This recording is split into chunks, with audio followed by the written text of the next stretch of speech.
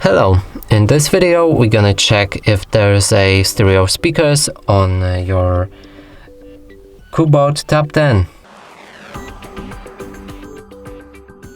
So in order to check that, first we'll need to locate all of the speakers on this device, and there's two, one right here and the second one right here. Now we'll need to play some sound or music, and if the sound is coming from two sources, that's a stereo speaker. If the sound is coming from one source, that's a mono speaker. So let's play music.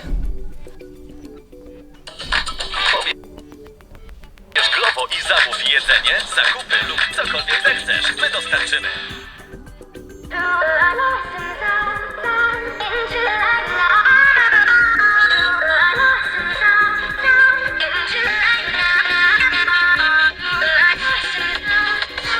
So clearly sound is coming from both of the sources, and that would mean it's a stereo speakers. And that's it for this video. Hope you like it. Please consider subscribing to our channel, leave a like and a comment below.